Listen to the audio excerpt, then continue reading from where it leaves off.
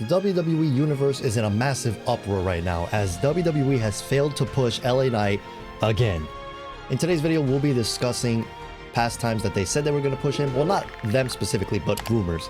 And we'll also talk about the potential future of what it could entail for LA Knight, as well as my own opinions on what they could probably do with it. In a comment down below, in a perfect world, how would you book LA Knight? Because I'm actually curious about what the audience thinks. So with that being said, let's go ahead and get straight into it. You guys may remember that people in the past, such as the likes of Stone Cold Steve Austin, Ultimate Warrior, Macho Man, The Rock, and a plethora of other superstars, countless others, have had that connection with the audience that LA Knight seems to be obtaining now, and they also weren't pushed at an alarming rate. They were pushed gradually, but the problem between all of those people and LA Knight that I would like to make as an elaborate argument is the following.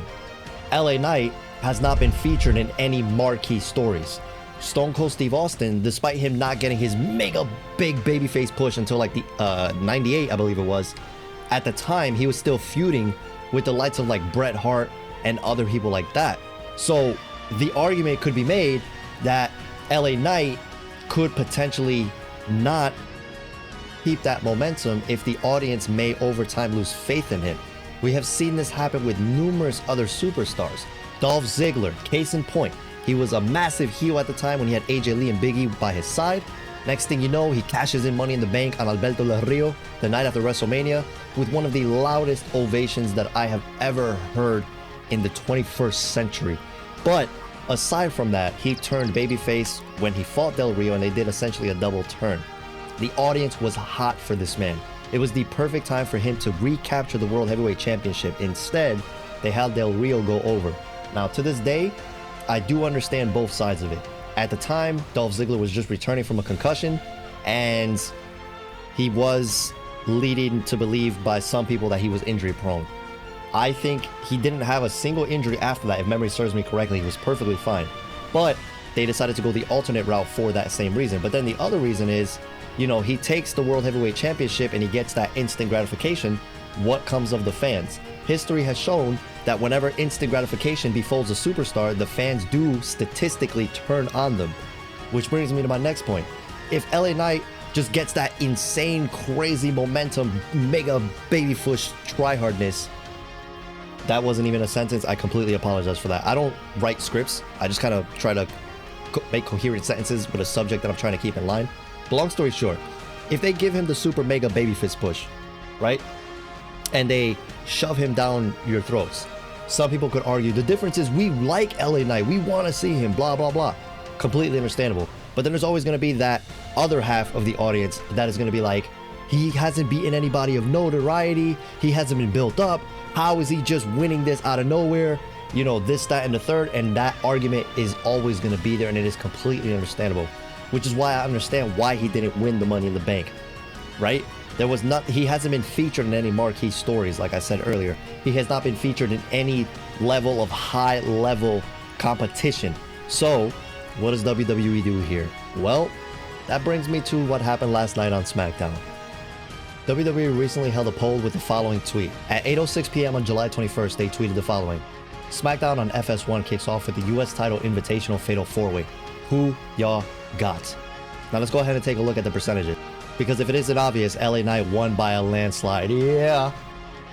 In all my years of wrestling, I have never seen Rey Mysterio lose by such a large margin. There has even been instances in the past where LA Knight would fight Rey Mysterio and they would actually boo Rey instead of LA Knight. That should give you an idea of just how over he is.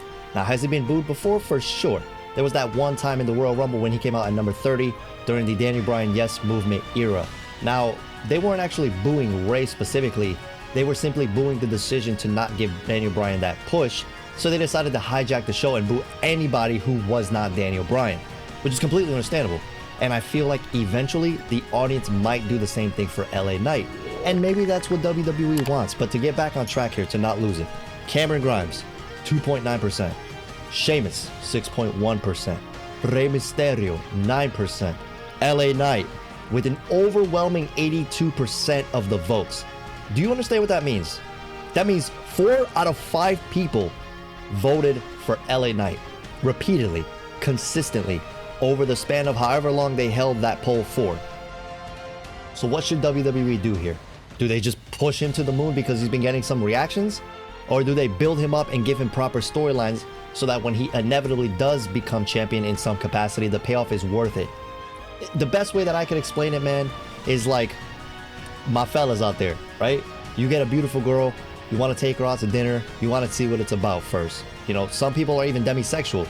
And consider this the best way for me to explain it, right? You want to maybe bond with LA Knight a bit more. You want to see what he can do first against other credible contenders. Bond with him emotionally, perhaps. Maybe, you know, the way that the audience will learn to care for him as they seem to be doing, but with more love and investment in the storylines that he is in, which will then ultimately lead to you loving the fact that he won at a larger scale. You will even cheer louder because you're like, man, I have been waiting months for this. Like, it is so worth it. And that is the route that WWE is going. They said that they're going to start pushing after SummerSlam. And they might even be right about that, because the reason why he's not winning the US title, there is a rumor that the winner between Santos Escobar and Rey Mysterio will face Austin Theory not at SummerSlam, but on an episode of SmackDown. Now, let's say LA Knight did win these Fatal 4-Ways, and he goes on to face Austin Theory. You watching right now, if you're still in this video, would you be happy that he wins it on SmackDown? Hypothetically, yes or no?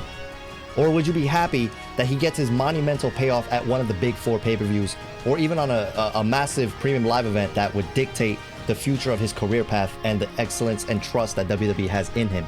For example, if he wins the Royal Rumble, follow me here. Let's say Damian Priest is World Heavyweight Champion by the time we come to WrestleMania next year. Now you have LA Knight winning the Royal Rumble, and he goes on to face Damian Priest for the World Heavyweight Championship.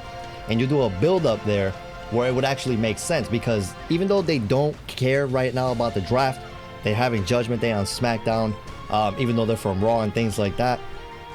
LA Knight being on both shows after he wins the Royal Rumble will make perfect sense, and nobody will bat an eye, because it is the Royal Rumble's winner's choice as to who he should face, right? Obviously, we know that in some capacity, Cody Rhodes may even win the Chamber and fight for the Universal title in some capacity somehow. They'll do some sort of trade and put him on SmackDown to fight Roman. We know this. That is the end of the story, which puts the Universal Undisputed Championship out of the picture. But that doesn't mean he can't go for the World Heavyweight Championship and go on Raw. So, with that being said, what does everyone think about all that? And now there's even more aggravating news being introduced here. WWE's LA Knight is reportedly bad at backstage politics and has a rep for rubbing some people the wrong way. I can't speak on this because I don't know how this man is in real life. I could only imagine what I see in the ring. He's a great talker. He's decent enough in the ring where it carries him. That's it. And I want to see him do big things. I've been a fan of him since he interrupted Wade Barrett in that NXT TakeOver promo. And since then, I like him. I believe everything he's done is great. With the exception of that storyline with Cameron Grimes. I did not like that storyline at all. I felt like it dragged on way too long. Cameron Grimes becoming the Butler. You know, LA Knight winning the title, then Cameron Grimes turning on him again. Like, it just, too long, too much. I personally think this is just a rumor, and it's just a way for maybe WWE leading false things, reports in the specific left direction, so that when they inevitably start pushing LA Knight in the right, it's not as predictable. Which brings me to this tweet here. Don't worry, LA Knight's getting pushed after the Brave feud. That didn't happen, right? Which is fine. Don't worry, they're gonna push LA Knight after Mania, which was another rumor. Didn't happen. Don't worry, LA Knight will get a push after the draft. Didn't happen. Don't worry, LA Knight's winning Money in the Bank. Didn't happen. Don't worry, LA Knight is dethroning Theory. Could still happen. Because if history has any indication, Theory usually wins when people think he's going to lose. What if he beats Santos Escobar or Rey, right? Which I would imagine Santos will win. And then LA Knight gets this chance at the following Premium Live event. I'll leave you with that. With that being said, ladies and gentlemen, thank you so much for watching. Peace.